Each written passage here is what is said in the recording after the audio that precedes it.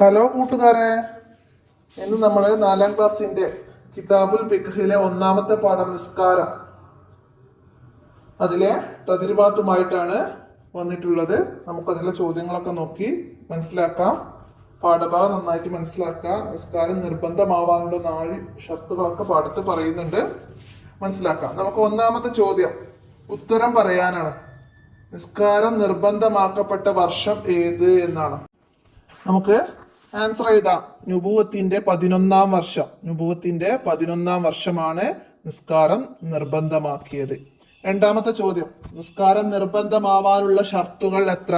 നിസ്കാരം നിർബന്ധമാവാനുള്ള ഷർത്ത് 4 എന്ന് നമുക്ക് അവിടെ എഴുതാം. മൂന്നാമത്തെ ചോദ്യം, ഖളാ വീട്ടാൻ പാടില്ലാത്ത നിസ്കാരം ഏത്? ഖളാ വീട്ടാൻ പാടില്ലാത്ത നിസ്കാരം ഏതാണ്?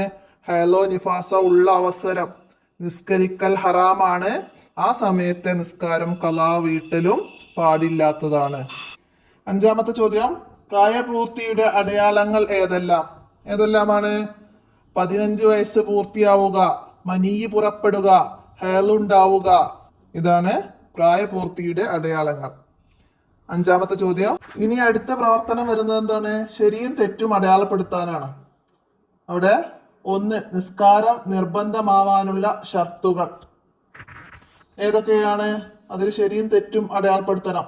ഉളൂ ചെയ്യൽ എന്താണ്? തെറ്റാണ്, നിസ്കാരം നിർബന്ധമാവാനുള്ള ഷർത്തല്ല. അടുത്തതോ വകതിരിവാകുക, അതും തെറ്റാണ്. മുസ്ലിം ആവുക, അത് ശരിയാണ്, നിസ്കാരം നിർബന്ധമാവാനുള്ള ഷർത്താണ്. പിന്നെ ലഹരി ഉപയോഗിക്കുക, അത് തെറ്റാണ്. പിന്നെ ബുദ്ധി ഉണ്ടാവണം, നിസ്കാരം നിർബന്ധമാവാനുള്ള ഷർത്താണ് ബുദ്ധി ഉണ്ടാവുക എന്നത്. അപ്പൊ ഇത്രയും നമുക്ക് അതില് ശരിയും തെറ്റും അടയാളപ്പെടുത്താം. അപ്പൊ ഇത്രയും ചോദ്യങ്ങളാണ് ഒന്നാമത്തെ പാഠമായ നിസ്കാരം എന്ന പാഠത്തില്, അതിന്റെ തദ്രിബാത്തില് നമുക്ക് വന്നത്. അപ്പൊ എല്ലാവരും നന്നായി മനസ്സിലാക്കുക. ഇനി പാഠഭാഗങ്ങളിൽ നിന്ന് തന്നെ നമുക്ക് ചോദ്യങ്ങളൊക്കെ മനസ്സിലാക്കി പഠിക്കാനുണ്ട്. അതൊക്കെ മനസ്സിലാക്കി പഠിക്കുക.